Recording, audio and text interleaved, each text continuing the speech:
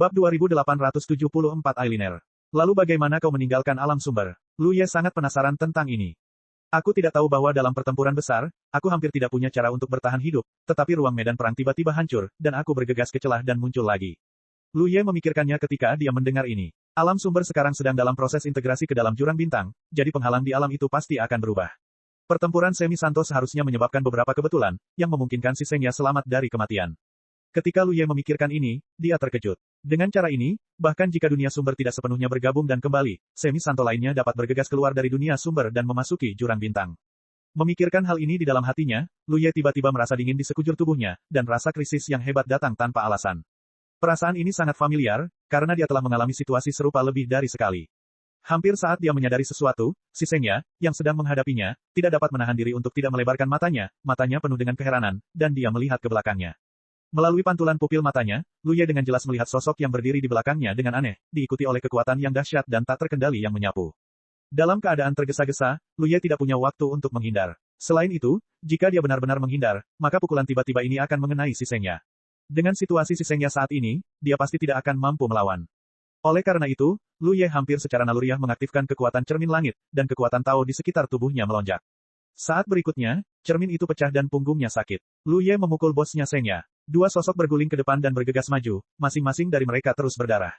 Itu menabrak gunung tandus, menghancurkan gunung itu menjadi berkeping-keping, dan batu-batu yang pecah beterbangan, membanjiri mereka berdua.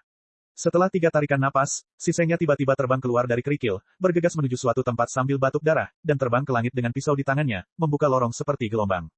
Di ujung lorong, Lu Ye terbaring di sana telentang, berdarah dari 7 lubangnya, wajahnya pucat, dan bahkan matanya sedikit tidak sadarkan diri. Lu Ye, apa kabar? Si Sengya menyeretnya keluar dari reruntuhan dengan tubuhnya yang terluka parah. Aku tidak bisa mati, wow. Sebelum dia selesai berbicara, seteguk darah menyembur keluar. Bagaimana ini bisa terjadi? Si Sengya tampak serius. Baru saja, Lu Ye memunggungi orang yang datang, mungkin tidak melihat dengan jelas, tetapi dia bisa melihat dengan jelas. Tepat saat dia berbicara dengan Lu Ye, Wu Seng, yang seharusnya berada di dunia sumber, tiba-tiba muncul dan meninju Lu Ye tanpa ampun. Dia tidak pernah tahu bahwa Sein sejati benar-benar dapat muncul di Star Abyss. Akulah yang melibatkanmu. Si Sengya meminta maaf, jelas-jelas mengira bahwa orang suci sejati itu mendatanginya. Lu Ye duduk bersila dan menggelengkan kepalanya, itu bukan urusanmu. Dia di sini untuk membunuhku. Belum lama ini, ketika dia pergi ke keajaiban untuk mengumpulkan harta karun, klonnya dibunuh oleh si Seng. Ketika dia bergerak maju, dia diserang diam-diam oleh Seng ketika dia menghentikan Fu Guang dari promosi. Namun, dibandingkan dengan saat dia langsung dipukul keras dan jatuh koma, situasi hari ini cukup baik. Bagaimanapun, setelah beberapa bulan, kekuatan Lu Ye sendiri juga meningkat secara signifikan. Datang dan membunuhmu. Si Sengya mengerutkan kening. Lu Ye sedikit menenangkan napasnya, lalu berkata, orang suci si, jika orang suci sejati ingin menyerangmu, dia dapat melakukannya langsung di dunia sumber tanpa mengejarnya ke sini, jadi dia tidak di sini untukmu. Ketika si Sengya mendengar ini, dia berpikir bahwa ini benar. Jika orang suci sejati ingin membunuhnya, dia pasti sudah mengambil tindakan di alam sumber sejak lama, jadi mengapa menunggu dia keluar dari alam sumber? Apakah kamu menjadi sasaran? Si Sengya tiba-tiba menyadari bahwa semua orang suci sejati adalah boneka. Karena orang suci sejati mengambil tindakan, mereka adalah perwujudan dari keinginan mereka. Lu Ye mendengus dingin, aku sudah menjadi sasaran sejak lama. Sejak dia meninggalkan identitas putra Xing Yuan hari itu, dia telah menjadi sasaran, tetapi saat kesadaran Yuan terbangun, kebencian menjadi semakin jelas. Jadi kali ini bukan si Sengya yang melibatkannya, tetapi dia yang melibatkan si Sengya. Jika demikian, lalu apa yang harus kamu lakukan? Ada 9 orang suci sejati di alam sumber. Si Sengya penuh dengan kekhawatiran. Hanya satu Wu Seng yang diserang tadi. Lu Ye terluka parah. Orang suci sejati lainnya yang datang dengan santai tidak akan mampu dilawan oleh Lu Ye. Lu Ye menggelengkan kepalanya dan berkata, Sagesi tidak perlu khawatir. Tru Sein tampaknya memiliki banyak kendala. Sekarang setelah dia mengambil tindakan, seharusnya tidak akan ada Tru Sein lain dalam waktu dekat. Hanya saja, situasinya agak aneh. Ketika dia menghalangi promosi Floating Light, Tru Sein muncul dan mengambil tindakan. Ketika klonnya pergi untuk mengumpulkan harta karun, Tru Sein muncul dan mengambil tindakan.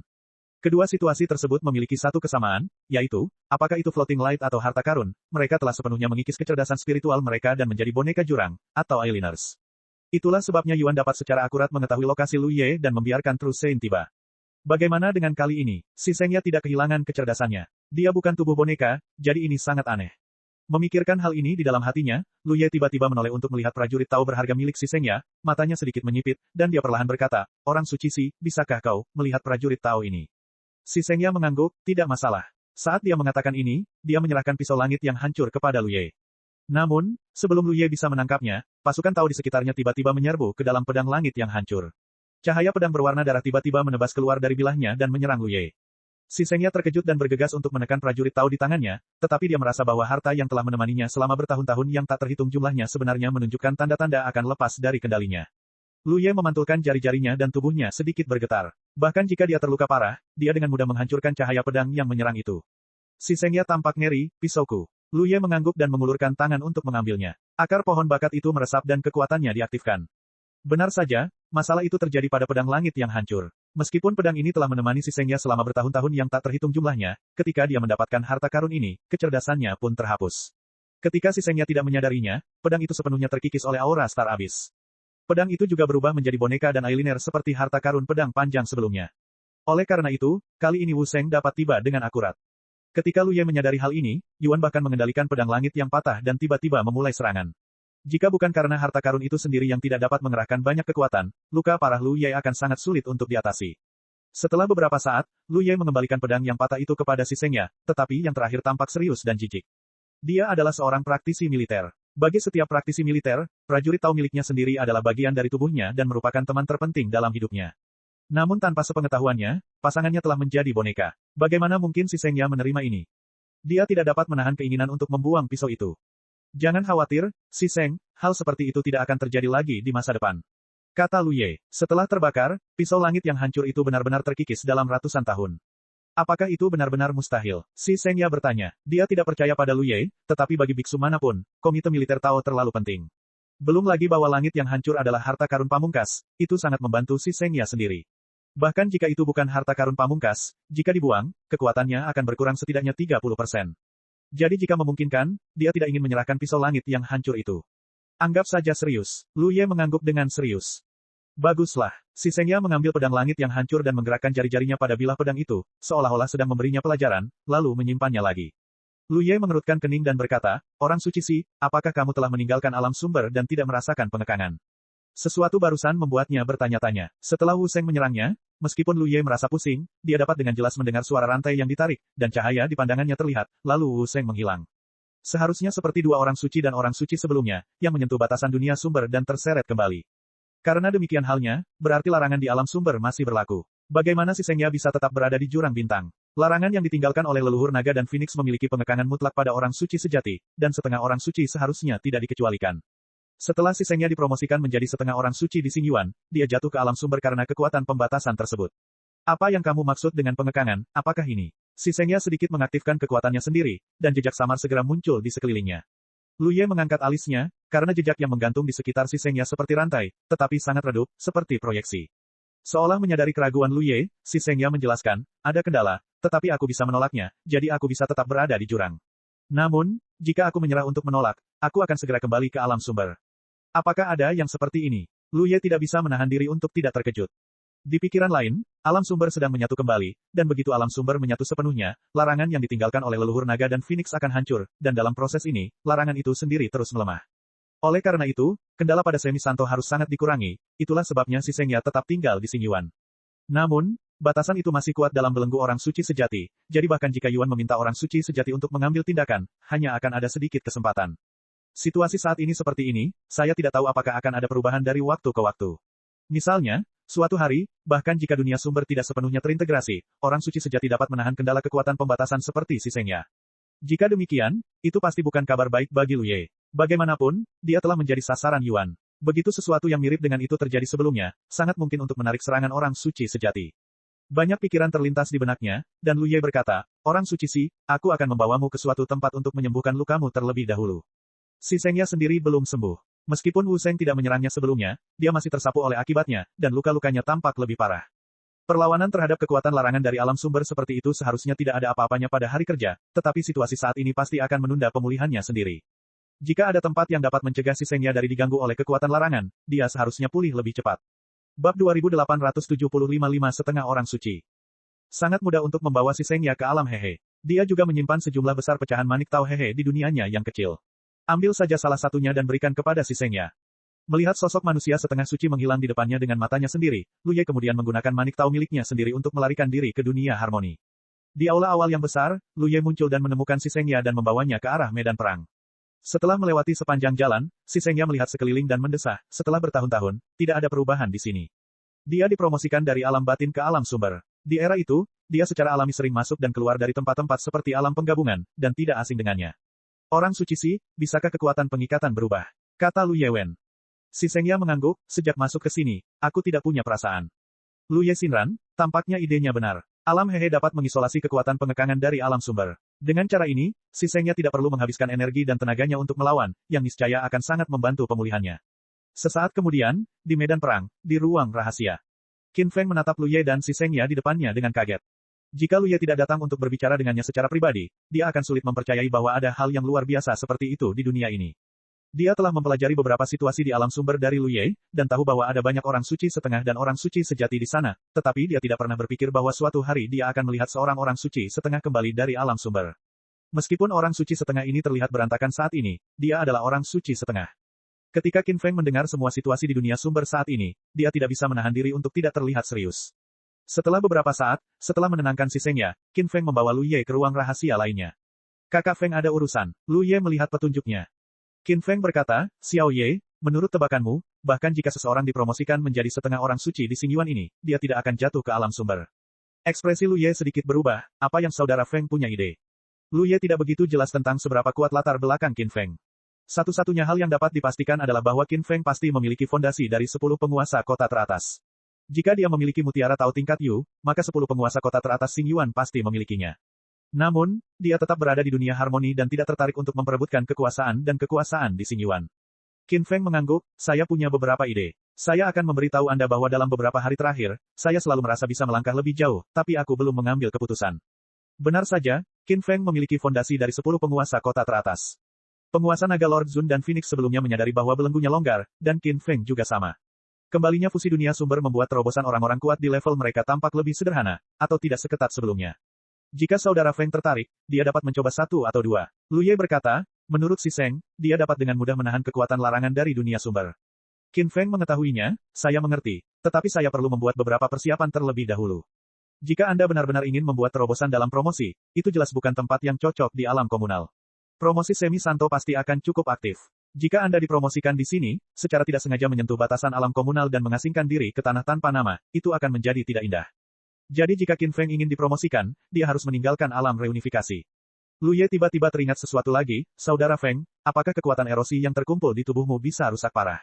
Tentu saja, Qin Feng tahu apa yang dikhawatirkan Lu Ye, dan tersenyum tipis dan berkata, jangan khawatir, dibandingkan dengan yang lain, kekuatan erosi di tubuhku tidak seberapa, karena aku pada dasarnya tetap berada di ranah penyatuan kembali ketika aku sedang memperbaiki diri. Jika bukan karena ini, latar belakang dan kekuatan Qin Feng tidak akan memiliki kota Hedao, jadi tingkat erosinya jauh lebih rendah daripada orang kuat tingkat penguasa 10 kota lainnya. Tiba-tiba, hatiku tergerak lagi, Xiao Ye, mengapa kamu mendengarkan apa yang kamu maksud? Sepertinya ada cara untuk menyelesaikan masalah ini. Kalau tidak, mengapa kamu bertanya seperti ini? Aku punya beberapa metode dalam hal ini. Saudara Feng dapat menemukanku kapan saja jika dia membutuhkannya. Qin Feng selalu sangat memperhatikannya. Sekarang Qin Feng ingin dipromosikan menjadi Semi Santo, yang merupakan satu-satunya hal yang dapat dilakukan Lu Ye pada saat kritis ini. Qin Feng tidak menanggapi, tetapi malah mulai merenung. Setelah beberapa saat, dia berkata, Xiao Ye, aku punya 2 teman di sini, mungkin aku punya kebutuhan ini. Lu Ye berkata, karena dia adalah teman saudara Feng, maka bawalah dia. Selalu ada harimau yang merayap dan naga yang tersembunyi di dunia fusi. Sepanjang sejarah, banyak orang kuat yang telah mencapai titik kritis erosi telah melarikan diri ke sini untuk berlindung, seperti cahaya yang melayang adalah salah satunya. Pasti ada lebih dari satu cahaya yang melayang di alam kombinasi, tetapi orang-orang kuat ini tersembunyi dalam nama mereka, yang sulit bagi para biksu biasa untuk dihubungi. Bahkan jika mereka bertemu, mereka mungkin tidak dapat mengenali wajah asli Gunung Lu. Qin Feng sendiri adalah orang kuat di level ini dan penguasa medan perang. Tentu saja tidak mengherankan jika dia bisa berhubungan dengan orang seperti itu. Sekarang setelah belenggu terlepas, bukankah orang kuat seperti itu ingin dipromosikan menjadi Semi Santo? Mereka hanya tidak berani meninggalkan alam harmoni. Jika Lu Ye dapat membantu mereka menyelesaikan kesulitan saat ini, mereka pasti akan diberi hadiah. Qin Feng mengangguk, saya akan membicarakannya dengan mereka. Tentu saja, ada lebih dari 2 orang kuat serupa yang dia kenal, tetapi persahabatannya dengan orang lain tidak begitu dalam dan tidak ada begitu banyak kepercayaan.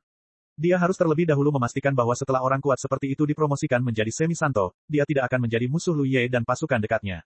Qin Feng pergi, Lu Ye tidak tinggal dan langsung kembali ke sarang Phoenix. Sekarang penguasa naga sedang mengasingkan diri, dia perlu menjaga sarang Phoenix kota naga, jadi tidak mudah untuk tinggal di alam komunal untuk waktu yang lama. Bagaimanapun, itu hanya penyembuhan, dan tidak masalah di mana itu. Dan baru 1 jam yang lalu. Tempat di mana cahaya yang melayang itu dipancarkan, ruang itu beriak dan bergolak, dan kekosongan yang besar itu tampak berubah menjadi cermin, dan sosok-sosok berjalan keluar darinya.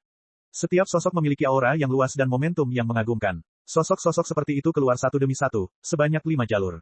Ada juga sosok jalur keenam yang ingin keluar, tetapi kekosongan seperti cermin itu tiba-tiba hancur, dan sosok samar jalur keenam itu menghilang.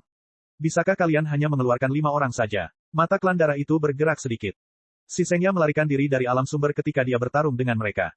Akibat dari kekuatan yang kuat itu menghancurkan penghalang alam dan memungkinkannya untuk melarikan diri secara kebetulan. Namun, mereka juga menemukan penghalang yang lemah di daerah perbatasan, dan menghabiskan banyak tenaga dan biaya untuk membukanya lagi. Tetapi sekarang, itu hanya cukup bagi mereka berlima untuk meninggalkan alam sumber. Jika para semi santo berikutnya ingin keluar, mereka harus menghabiskan lebih banyak uang dan tenaga. Apakah ini dunia batin? Klan iblis lain melihat sekeliling dan melihat sesuatu yang baru. Meskipun dia setengah suci, dia adalah penduduk asli dunia sumber. Dia hanya pernah mendengar tentang dunia batin dan belum pernah melihatnya secara langsung. Bagi mereka, alam sumber adalah kandang, dan hari ini aku akan bersemangat untuk keluar dari masalah dengan satu gerakan. Memang luar biasa, bahkan kesadaran ilahi setengah sucinya sulit untuk melihat gambaran utuh. Tidak seperti di alam sumber. Kesadaran ilahinya tersapu, dan dia bisa memahami situasi setengah kecil dari alam sumber. Sambil berbicara, dia menundukkan kepalanya dan melirik ke sampingnya. Ada rantai kabur seperti bayangan yang melilitnya. Dia mendengus sedikit, dan ketika kekuatannya bergetar, rantai itu berubah menjadi tidak terlihat. Pembatasan ini menyebalkan. Oke, kita bisa menahan kekuatan pembatasan, jadi tidak perlu terlalu memperhatikan. Pemimpin klan darah berbicara dan menoleh ke klan darah lain di sampingnya, kamu berasal dari dunia batin dan paling mengenal tempat ini. Mari kita bicarakan apa yang akan kita lakukan selanjutnya. Jika Luye ada di sini, dia pasti akan terkejut melihat klan darah ini. Hanya karena klan darah ini adalah kenalan lamanya, orang yang menyalahkan darah yang jatuh ke alam sumber bersama saat itu. Seperti dugaan Luye, setelah dia meninggalkan alam sumber, Sueju memurnikan garis keturunan Sue Tianxing dan berhasil naik pangkat menjadi penguasa setengah suci.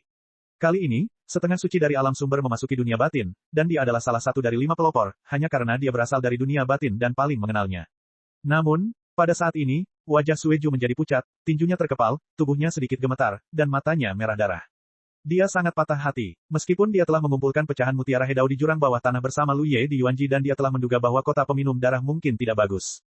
Bagaimanapun, ada terlalu banyak pecahan manik Hedao yang lewat selama periode waktu itu, jadi pasti ada sesuatu yang sangat tragis dan perang penting pecah di dunia batin. Selama periode itu, sangat mungkin kota Sueyin diserang, dan banyak kota Hedao di bawah komandonya dihancurkan satu demi satu. Namun, dia masih memiliki secercah harapan. Sampai sekarang, dia kembali dari alam sumber, dan harapan ini hancur.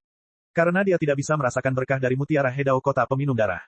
Sebagai 10 penguasa kota teratas, selama yang lain berada di dunia batin, dimanapun mereka berada, mereka bisa mendapatkan tingkat peningkatan dan berkah tertentu, asalkan mutiara Hedao-nya belum rusak. Karena tidak ada seorang pun saat ini, itu berarti mutiara Hedao telah rusak dan kota peminum darah pasti telah hilang. Itulah akumulasinya selama bertahun-tahun yang tak terhitung jumlahnya. Pada saat ini, Sueju sangat tertekan hingga dia hampir meneteskan darah. Berpikir dengan jari kakinya, dia juga tahu bahwa ini adalah pekerjaan suku naga dan Phoenix. Dia sangat marah dan berharap dia bisa membunuh sarang Phoenix Longcheng sekarang dan menemukan Yang Fengxian untuk membalas dendam Huang Xiniang. Namun, akhirnya dia bisa menahannya. Dipaksa untuk tenang, dia berkata, kehendak Yuan menjadikan tugas utama kita untuk perjalanan ini adalah mengumpulkan pecahan inti mutiara Hedao, tetapi hanya 10 kota Hedao yang dapat memiliki pecahan inti. Kalau begitu, serang saja. Seorang setengah orang suci dari suku bulu lainnya berbicara. Sueju menatapnya dengan santai dan berkata dengan ringan, kita memang memiliki kekuatan yang baik, tetapi salah satu dari 10 kota Hedao teratas tidak semudah itu untuk dihancurkan.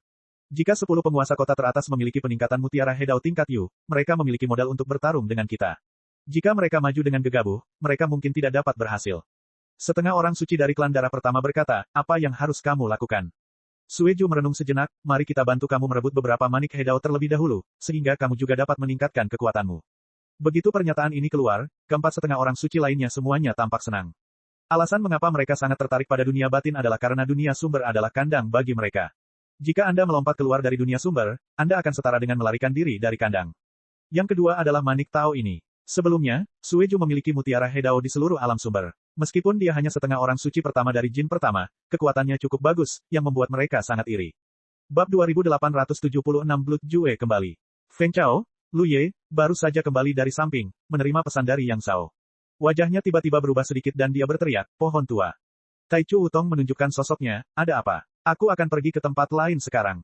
Taichu Wutong tidak ragu-ragu dan segera mengaktifkan kekuatannya, dan berkata pada saat yang sama, jangan cemas saat menghadapi masalah, selalu ada solusi.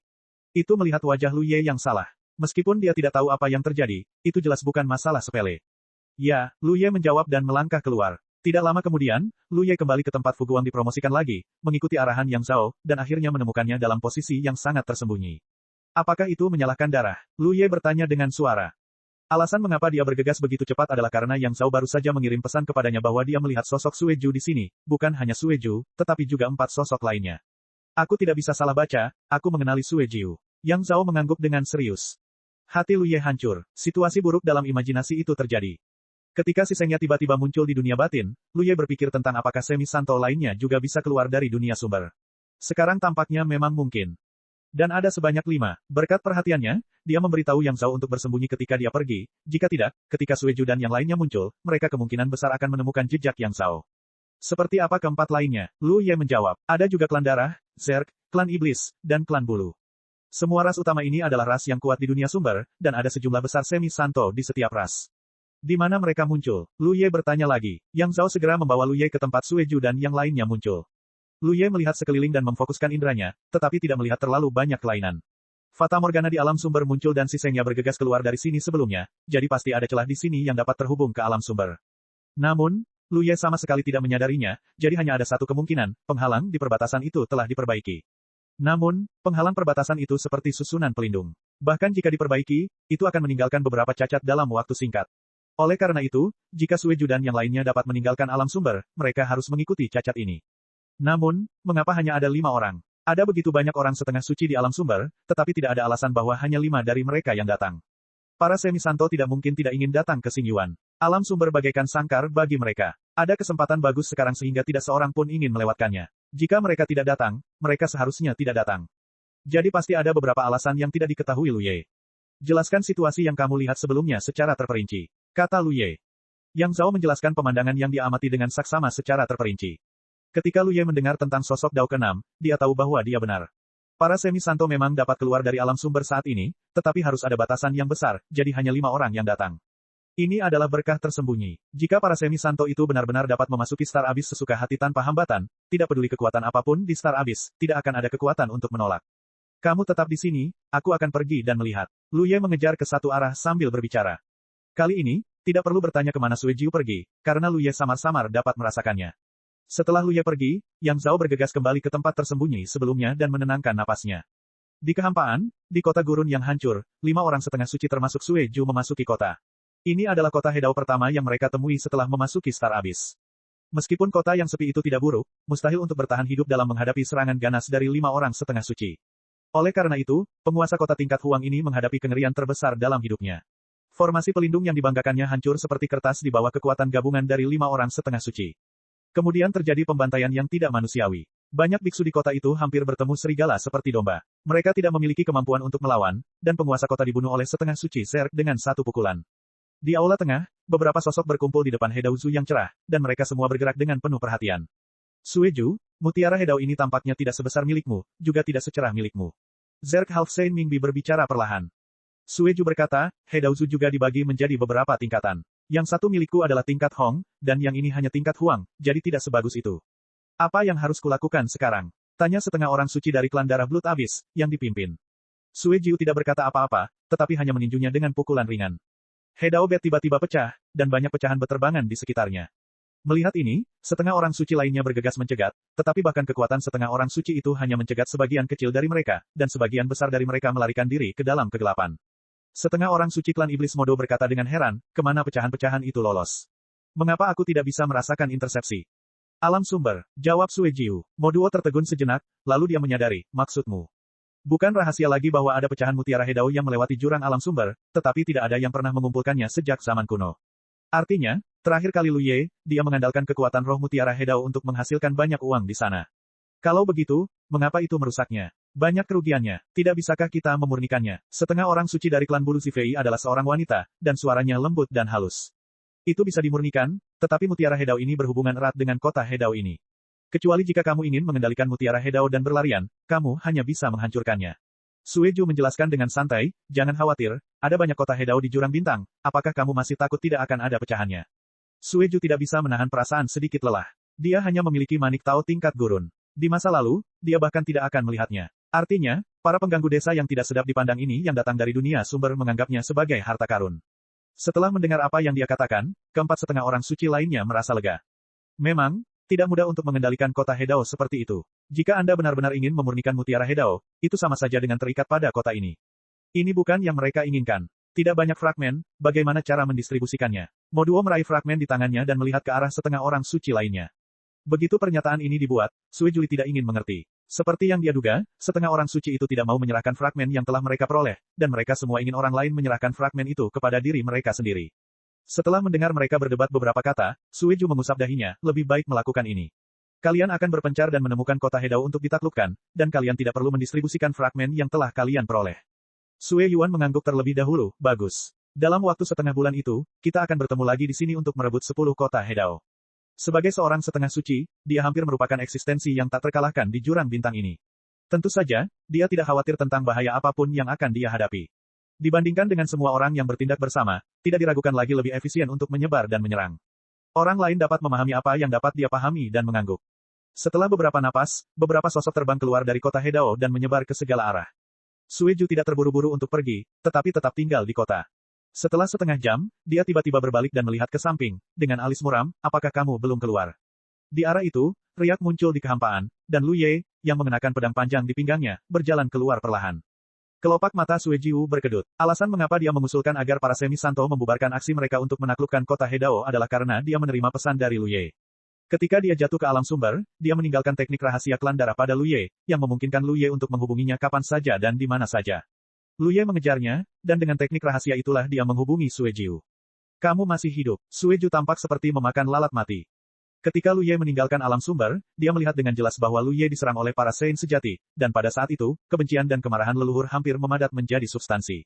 Sue Jui mengira Lu Ye pasti akan mati. Siapa yang mengira bahwa orang ini sangat beruntung dan masih hidup? Yang membuatnya semakin jijik adalah bahwa Lu Ye mendatanginya begitu dia meninggalkan alam sumber dan kembali ke Xingyuan, tanpa penundaan. Dia tidak dapat mengetahui bagaimana Lu Ye menemukan dirinya dengan begitu akurat. Dia baru 1 jam lebih sejak 5 orang setengah suci itu keluar dari alam sumber, dan yang dia lakukan hanyalah menyerang kota yang sepi. Kau tampaknya berharap aku bisa mati. Lu Ye menatap Sue Jui sambil tersenyum. Wajah Sue Jui tampak gembira, saudara Lu bercanda. Kau dan aku hanya bisa menjalani hidup yang penuh suka dan duka di alam sumber. Jika kau bisa bertahan hidup, aku tidak senang untukmu. Haha, Lu Ye tidak bisa menahannya. Ekspresi Sue Jui yang tidak pantas itu benar-benar lucu. Aku tulus, mengapa kau seperti ini? Sue Jui menatap Lu Ye dengan wajah tanpa ekspresi. Lu Ye menelanjanginya tanpa ampun, berhentilah berpura-pura. Wajah Sue Jui sedikit tenang, Lu Ye, aku bisa melihatmu, dan aku memanggilmu saudara Lu, dan aku juga memikirkan persahabatanku saat itu. Namun, aku hari ini tidak lagi sama seperti sebelumnya. Aku seorang setengah suci sekarang. Apakah kau yakin kau masih tidak menghormatiku seperti itu? Lu Ye mendongak dan memegang dagunya untuk menatapnya, lalu bagaimana kabarmu? Ingin melakukan sesuatu padaku? Wajah Sue Jui menjadi semakin muram, apakah kau mencari kematian? Mengapa kau tidak mencobanya? Lu Ye terus memprovokasi. Sue Jui merasa paru-parunya hampir meledak. Biar ku tebak. Lu Ye melihat dengan santai, penguasa darah tidak berani mengambil tindakan, karena dia khawatir. Sue Jui tidak memiliki ekspresi di wajahnya, aku sudah menjadi setengah orang suci, apa yang perlu aku khawatirkan? Lu Ye berkata dengan penuh minat, bukankah tubuh setengah orang sucimu digunakan untuk memurnikan garis keturunan Sue Tianxing? Sue Tianxing diracuni sebelum dia meninggal. Kau sendiri memiliki racun, dan kemudian mari kita bunuh dia bersama-sama. Karena penguasa darah telah memurnikan garis keturunannya, kemana perginya racunnya? Sue Jui mendengus dingin, kau sangat menakutkan, jika ada racun yang tersisa di garis keturunan Sue Tianxing, bisakah aku tidak menyadarinya? Lalu apa yang membuatmu begitu ingin aku mati? Apa yang kau takutkan sekarang? Lu Ye menatapnya sambil tersenyum, penguasa darah mungkin lupa bahwa racunku tidak terlihat dan tersembunyi. Sebelum racun Sue Tianxing ditembakkan, dia tidak tahu. Sue Jui tidak dapat menahan diri untuk melangkah maju, jadi apa? Racun itu paling-paling hanya dapat melemahkan kekuatan Sue Tianxing. Aku sekarang adalah seorang setengah orang suci. Bahkan jika aku benar-benar diracuni, aku dapat membunuhmu. Bab 2877 Kakak Lu dan aku maju dan mundur bersama. Begitu dia mengatakan sesuatu, raut wajah Sue Jui sedikit berubah. Sejak bertemu Lu Ye lagi, hanya dalam beberapa kalimat pendek, apa yang ditanyakan Lu Ye selalu menjadi sesuatu yang dia khawatirkan. Pasti ada yang salah dengan garis keturunan Sue Tianxing, dan dia tahu ini di dalam hatinya, tetapi pada saat itu, jika dia tidak memurnikan garis keturunan Sue Tianxing, dia tidak akan dapat dipromosikan menjadi setengah orang suci dan akan sulit untuk mendapatkan pijakan di alam sumber. Memurnikan darah Tianxing adalah meminum racun untuk menghilangkan dahaga, tetapi bahkan jika dia tahu, dia tidak punya pilihan. Selain itu, ketika dia menggunakan kekuatan Lu Ye untuk meracuni Sue Tianxing, apakah Lu Ye diam-diam meracuni dirinya sendiri? Namun, kekhawatiran ini menghilang ketika Lu Ye meninggalkan alam sumber dan menghadapi serangan orang suci sejati. Karena dia merasa bahwa Lu Ye pasti akan mati hari itu. Sampai sekarang, Lu Ye berdiri di depannya lagi, dan banyak kekhawatiran melonjak ke dalam hatinya lagi. Tepat ketika Sueju gelisah, cahaya pedang telah melayang, tetapi Lu Ye langsung mengambil tindakan. Beraninya kau, Sueju sangat marah, dan kekuatan Tao di sekujur tubuhnya mendesak.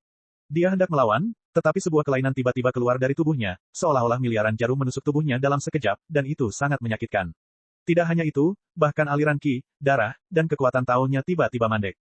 Racun dalam tubuh, pecah. Sueju akhirnya merasakan sakitnya Sue Tianxing hari itu. Ketika racun di tubuhnya meledak, auranya tiba-tiba melemah. Jika itu adalah kesalahan darah sebelumnya, dalam hal ini, pedang Lu Ye mungkin akan merenggut nyawanya. Namun, Sueju sekarang adalah seorang semi-santo, dan meskipun kekuatannya telah menurun karena invasi racun, dia masih kuat. Terlebih lagi, dia juga memiliki berkah dari mutiara Hedao tingkat Hong. Darah dan ki terkondensasi di luar, dan kekuatan Tao melonjak, berubah menjadi lapisan pakaian darah. Pedang itu menebas, dan tubuh Sueju yang hampir terpelintir bergetar karena rasa sakit, dan tubuhnya tidak mampu menahan tubuhnya dan menabrak dinding, sehingga menstabilkan tubuhnya. Pakaian berdarah yang menutupi permukaan tubuh hampir terpotong oleh pedang itu, meninggalkan bekas samar di kulit. Kamu, dia bersandar di dinding, dan Sueju menatap Lu Ye dengan matanya yang gemetar, dan dia kehilangan suaranya sejenak. Tidak dapat disangkal bahwa ketika dia melihat Lu Ye tadi, dia memiliki niat membunuh yang kuat, karena selama dia bisa membunuh Lu Ye, tidak perlu khawatir tentang racun di tubuhnya. Bagaimanapun, benda itu tidak terlihat dan tidak dapat diperhatikan pada hari kerja. Selama Lu Ye tidak diaktifkan, itu tidak akan menghalanginya. Namun, niat membunuh yang kuat itu langsung menghilang dengan pedang Lu Ye. Karena kekuatan pedang ini melebihi ekspektasi Sueju. Dibandingkan dengan saat pertama Lu Ye meninggalkan alam sumber, kekuatan orang ini benar-benar meningkat secara signifikan. Dari kekuatan pedang itu, Anda dapat merasakan bahwa kekuatan Lu Ye telah meningkat setidaknya 30% dibandingkan sebelumnya. Sueju tidak dapat mengerti. Sudah berapa lama, bagaimana kekuatan seseorang bisa berubah begitu drastis? Dengan pisau itu saja, Sueju berani menyimpulkan bahwa Lu Ye memiliki modal untuk bersaing dengan pembangkit tenaga listrik setengah suci. Dia ingin membunuh karena dia merasa bahwa setelah dia dipromosikan menjadi setengah suci, Lu Ye jelas bukan lawannya, bahkan jika Lu Ye meledakkan racun di tubuhnya. Tetapi jika dia tahu bahwa kekuatan Lu Ye telah tumbuh hingga titik ini, dia tidak akan pernah memiliki niat untuk membunuh, karena dia tidak dapat membunuh dan akan berbalik melawan Lu Ye. Rasa sakit kesemutan di tubuhnya tiba-tiba menghilang tanpa jejak pada saat ini, dan ki dan darah yang stagnan serta kekuatan Tao di tubuhnya juga kembali normal, seolah-olah rambut beracun tadi hanyalah ilusi. Tidak jauh dari sisi yang berlawanan, Lu Ye, yang berdiri di tempat yang sama, perlahan-lahan menyingkirkan pisaunya, mengangguk sedikit dan berkata, benar bahwa kekuatan penguasa darah telah membuat kemajuan besar, yang menggembirakan. Wajah Sueju berubah beberapa kali, dan dia tiba-tiba tertawa, tongki-tongki, kekuatan saudara Lu berbeda sekarang, dan dia benar-benar mengejutkan seseorang. Ini bukan pujian, juga tidak salah. Sueju benar-benar terkejut. Kedua mata itu sedikit bertabrakan, masing-masing menahan ketajamannya, dan berjalan mendekat sambil tersenyum. Sueju berkata, saudara Lu, kami berada di alam sumber, tetapi kami membuat sumpah darah. Jangan khawatir, baik di alam sumber atau di sini, saya, Sueju, akan maju dan mundur bersama saudara Lu, dan berbagi hidup dan mati. Penguasa darah itu bijaksana, karena dia tahu bahwa dia tidak dapat membunuh Lu Ye saat ini, mentalitasnya segera berubah. Dia juga tahu mengapa Lu Ye tiba-tiba menyerangnya, hanya untuk menunjukkan kekuatannya. Dia tidak mengatakan apa-apa, hanya dengan menggunakan pisau, dia bisa tahu bahwa Lu Ye tidak mudah diajak main-main, kalau tidak peduli seberapa banyak gosip yang beredar, itu tidak akan berguna. Tentu saja aku tidak akan melupakan sumpah darah. Lu Ye mengangguk, dia telah lama menggunakan kekuatan pohon bakat untuk membakarnya, jadi benda ini hanya bisa menahan sumpah darah. Mengenai maju dan mundur bersama, hidup dan mati bersama, dengarkan saja, dan kamu tidak akan bisa jujur. Sueju hanyalah pilihan yang dibuat setelah menilai situasi. Jika Lu Ye benar-benar dalam kesulitan suatu hari nanti, dia akan lebih cepat daripada siapapun untuk memanfaatkan situasi. Dengan beberapa kata sederhana, tidak ada lagi ketegangan seperti sebelumnya. Kedua pria dengan motif tersembunyi itu seperti saudara baik yang sudah lama tidak bertemu, saling berbicara dan tertawa. Tuan Darah, ada yang ingin ku minta nasihatnya. Yan mengucapkan beberapa patah kata, dan ekspresi Lu Ye berubah serius. Katamu, jika aku tahu, aku pasti akan tahu segalanya. Sueju juga memalingkan wajahnya. Jiu Seng telah memasuki Xing Yuan, penyegelan Yuan Dao telah mengendur, keinginan Yuan mulai terbangun, apakah kau pernah berhubungan dengannya? Lu Ye menjawab. Sueju mengerjap dan diam-diam terkejut. Aku tidak mengerti bagaimana Lu Ye bisa berada di Xing Yuan, jadi dia tahu dengan jelas tentang alam sumber. Namun, dia teringat pada si Seng Ya yang telah melarikan diri dari alam sumber sebelumnya. Lu Ye bisa datang kepadanya secepat mungkin, dan si Seng Ya pasti pernah berhubungan dengan Lu Ye. Dia segera mengerti bahwa dia tidak bisa menipu Lu Ye sesuka hati di alam sumber karena orang ini tahu lebih dari yang dia bayangkan. Sueju menggelengkan kepalanya dan berkata, tanpa kontak positif, keinginan Yuan memang mulai terbangun, tetapi Zhou Shufengzhen tidak akan dapat terbangun sepenuhnya tanpa merusaknya selama sehari. Hanya dapat dikatakan bahwa kadang-kadang ada beberapa keinginan samar yang disampaikan. Jika keinginan Yuan dulu adalah naluri, Maka pada saat ini, Yuan seperti tenggelam dalam tidurnya, kadang-kadang dengan beberapa ledakan pikirannya sendiri, yang lebih jelas dan akurat daripada nalurinya sebelumnya. Sueju merenung sejenak dan berkata, sebelum aku, menunggu beberapa orang setengah suci meninggalkan alam sumber, Yuan akan menyampaikan keinginannya. Apa? Kumpulkan pecahan inti mutiara Hedao, lalu musnahkan ras manusia, ras naga, dan ras Phoenix. Lu Ye mengerutkan kening. Si Sengya telah mengatakan sebelumnya bahwa Yuan ingin memusnahkan ras manusia, tetapi dia tidak menyebutkan klan naga dan Phoenix. Kemungkinan besar tidak ada makhluk dari klan naga dan Phoenix di dunia sumber. Dan Lu Ye dapat mengerti mengapa Yuan memiliki keinginan seperti itu. Leluhur klan naga dan Phoenix berasal dari ras manusia, dan klan naga dan Phoenix di Star Abyss juga merupakan garis keturunan yang ditinggalkannya. Abyss ingin memusnahkan ketiga ras ini tidak lebih dari kebencian. Mengenai pengumpulan fragmen inti Hedao Bats, Lu Ye tidak dapat mengetahui apa yang diinginkan Yuan sejenak. Namun dikabarkan bahwa Hedao Pearl adalah harta terkuat dari seluruh Sing Abyss. Itu dapat memobilisasi kekuatan Dao dari seluruh Sing Abyss. Lu Ye diam-diam menebak bahwa jika Yuan ingin mengumpulkan fragmen inti Hedao Pearl, apakah itu karena dia ingin menyatukan kembali Hedao Pearl yang lengkap? Jika demikian, mungkin akan mengecewakan, karena salah satu fragmen inti ada di Lu Ye, dan dia masih memiliki sejumlah besar fragmen biasa di tangannya. Jadi kecuali Yuan dapat membunuhnya, dia tidak akan pernah dapat menyatukan kembali Hedao Zu yang lengkap, apalagi seluruh Star Abyss. Ada begitu banyak kota Hedao di seluruh Star Abyss, dan fragmen Hedao Zu yang tak terhitung jumlahnya tersebar di luar. Siapa yang memiliki kemampuan untuk menyatukan kembali harta terkuat? Bagaimana kamu datang ke sini? Lu Ye bertanya lagi, dan mengapa hanya ada 5 orang?